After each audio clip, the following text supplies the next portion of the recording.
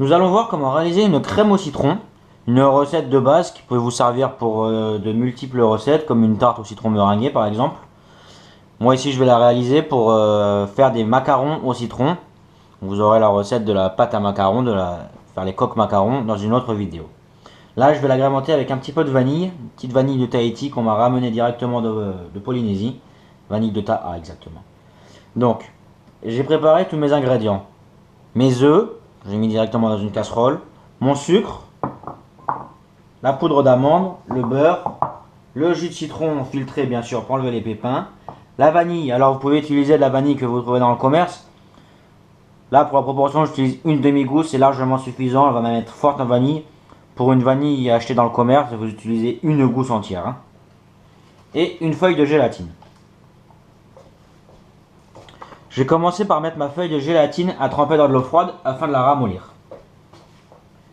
Je vais incorporer mon sucre dans mes œufs. Mélanger légèrement.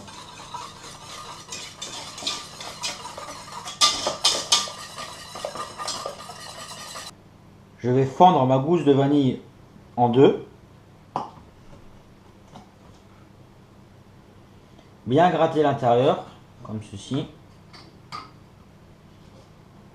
Et l'incorporer à mon mélange.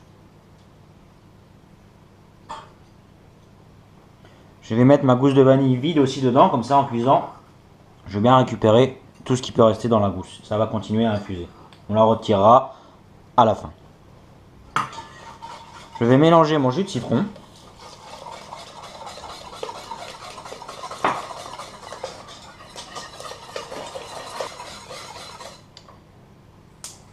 Je vais allumer mon feu sous ma casserole et je vais la cuire avec une spatule jusqu'à l'ébullition. Alors là, il ne faut pas du tout s'arrêter de mélanger jusqu'à temps que notre mélange soit à ébullition.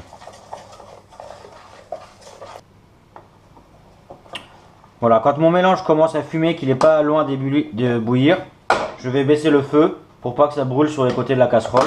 Et je vais terminer jusqu'à temps qu'il soit vraiment à ébullition. Et là, il ne faut vraiment pas arrêter de remuer, sinon ça va accrocher dans le fond de notre casserole. On voit que ça épicie tout de suite. Hop là. On voit, il y a des bulles, ça commence à bouillir.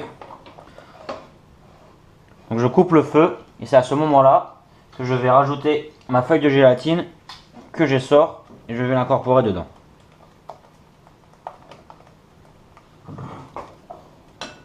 Et je vais verser donc mes œufs, ma crème dans ma passette afin d'enlever les petits morceaux d'œufs qu'aurait coagulé ou petites coquilles, on sait jamais. Faut pas prendre une passette trop fine parce que bien sûr les grains de vanille ils risqueraient de rester dedans.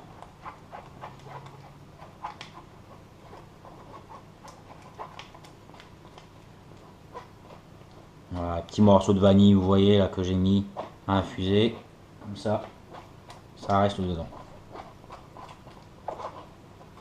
On va mélanger doucement. Alors là, si vous avez un petit mixeur, un petit blender comme ceci, vous pouvez l'utiliser. Si vous n'en avez pas, vous l'incorporez, vous mélangez bien au fouet, pas de problème. Là, ça va lisser en fait notre crème. Donc voilà, après avoir lissé ma crème d'amande avec mon mixeur, je vais y incorporer en dernier ma poudre d'amande. On va bien mélanger. Et nous allons mettre ce mélange au frais jusqu'à total refroidissement. Alors il faut compter quand même une bonne heure. Si vous voulez faire des macarons au citron, vous faites cette préparation en premier. Et le temps de préparer les macarons et de les cuire, ça va refroidir au frais. Si vous souhaitez la refroidir plus vite, vous débarrassez dans un récipient plus grand. Comme ça c'est bien à plat. Surtout, il faut bien filmer comme ceci notre crème, ce qu'on appelle filmer au contact. Si on ne filme pas au contact, en refroidissant, ça va faire une croûte dessus. Et après, on aura des grumeaux dans notre crème, ce ne sera pas très agréable.